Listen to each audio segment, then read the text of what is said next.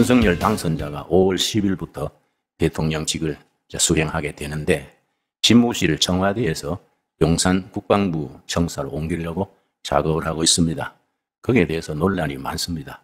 왜 멀쩡한 청와대를 버리고 다른 데로 옮기려 하느냐?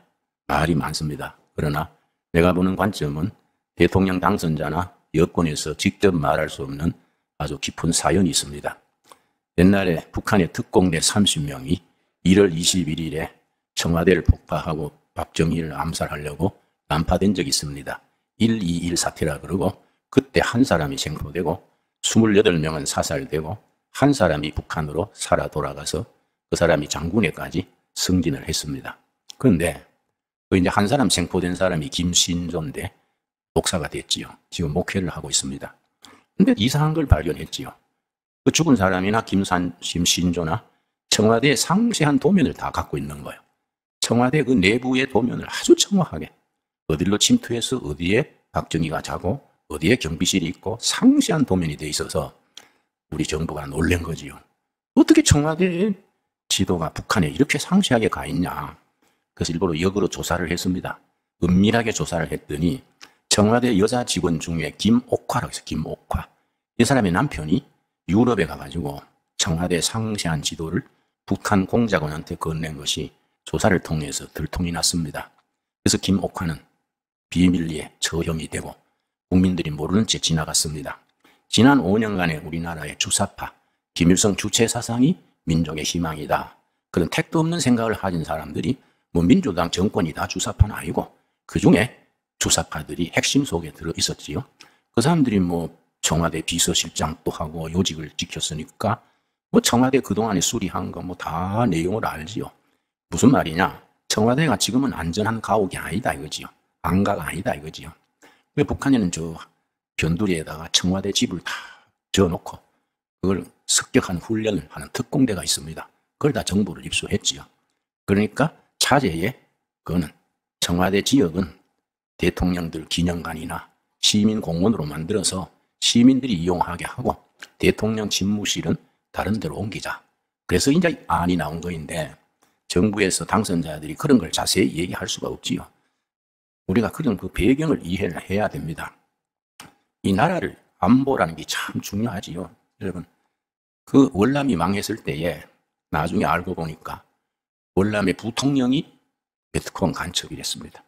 경찰, 군대, 요소에 전부 공산주의자들이 진출해 있어서 마지막에 어이없이 뒤집어진 거지요. 심지어 서독, 동독이 통일된데도 서독이 동독을 흡수해서 통일했지 않습니까? 통일한 뒤에 동독의 비밀 경찰 문서를 압수해서 보니까 서독에 독일 간첩이 2만 명 있어서 2만 명.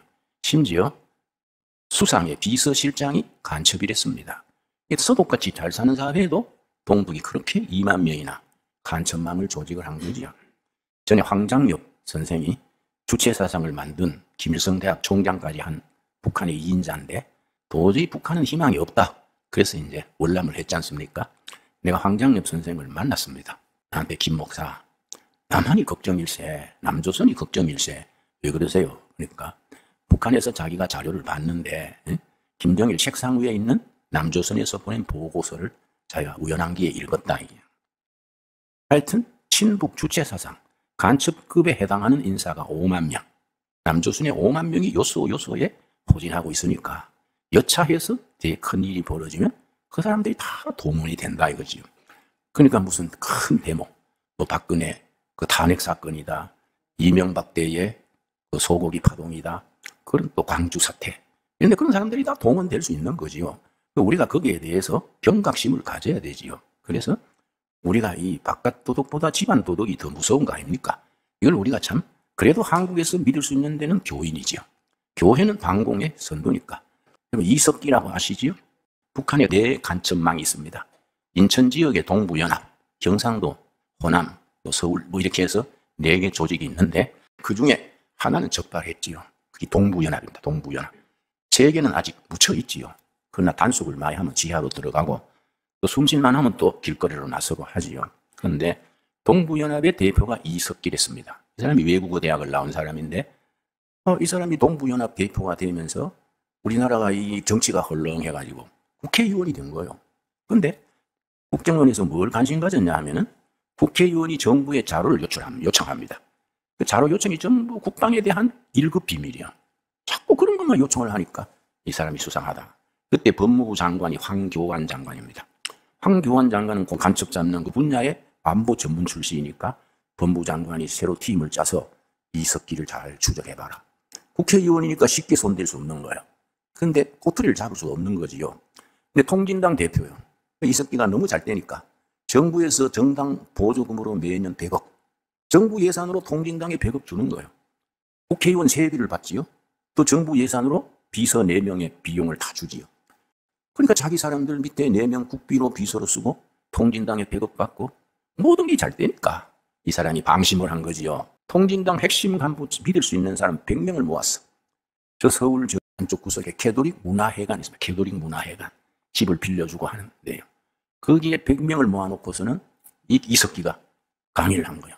그날이 오면 A조는 KT 방송국 점령하고 B조는 KTX 또 한조는 무슨 정부 청사 그걸 쭉 얘기하니까 이거는 원칙이 한두 명 있을 때에 지시해야 되는데 이석기가 붕 뜬 거예요. 다 잘 되니까 100명을 모아놓고 그런 얘기를 하니까 그중에 교회에서 자란 모태신앙 출신 청년이 있었어요. 자기는 평등 세상 만들자고 통진당에 통일진보당에 참가했는데 이석기 대표가 하는 말 들으니까 이거는 나라를 뒤집어가지고 북한에 바치자는 식이거든요. 요새 좋은 게 있어요. 핸드폰. 주머니에 핸드폰을 넣고 손으로 만지작 해가지고 녹음을 한 거예요. 보이지 않게. 녹음을 해가지고 집에 가서 들고 이거 가당찮거든. 국정원 직원 중에 자기 삼촌 있었습니다. 그래서 삼촌 좀 만납시다. 이 녹음을 틀어놓고 이거 대단한데요. 국정원 자구 직원이 들은 이거는 뭐 역적 중에 역적이거든. 이게 이제 황교안 법무부 장관에게까지 보고가 가서 그걸 이제 일망타진할 수 있었지요. 이석기가 나온 뒤에 동부연합의 후임이 있어요.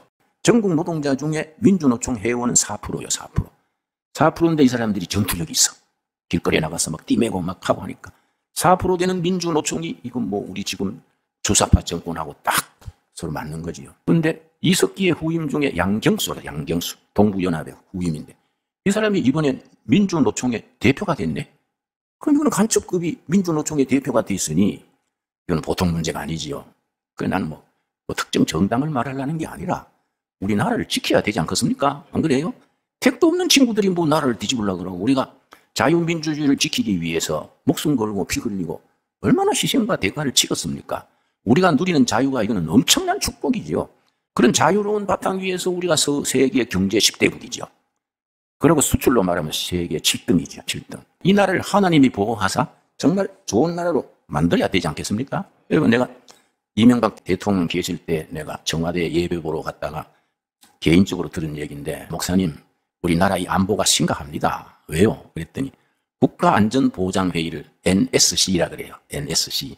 청와대 지하실에서 비밀로 회담을 하는 거예요. 그거 이제 정보부장, 국방부, 뭐 장관, 뭐 합참의장, 안보에 관계되는 핵심 인사들이 모여가지고 비밀리 회의를 했는데 그 회의 내용이 3일 뒤에 북한 방송에 나오는 거예요. 그게 무슨 일이냐, 이거. 다 믿을 사람인데. 그래서 한번 연습을 해봤다. 이게. 모여가지고 이번에 우리가 저 남포항에 한번 치자. 남포항에 미사일로 때리자. 우리가 맨날 다 하고 살 거냐? 회의를 해서 서로 눈 짠 거예요. 눈을 끔찍끔찍 하면서. 그래, 짰는데. 그러고 난 뒤에 일주일 뒤에 중국 대사가 좀 만나자. 그래서 한국에 와 있는 중국 대사가. 그 만났더니 대통령 각하, 남포항을 칠라는 거는 좀 그러지 말아주세요. 일주일 뒤에 중국 대사가 와서 그 얘기를 하는 거예요. 그러니까 우리가 모르는 사이에 구석구석에 그런 정보가 쇠는 거예요. 나라 지킨다는 게 얼마나 중요합니까, 여러분? 그러니까 북한이 남한을 해방시키는 남반부 해방 전략이 10개죠. 우리 교회 10개명처럼. 그 중에 하나가 뭐냐면은 교회를 무너뜨려라.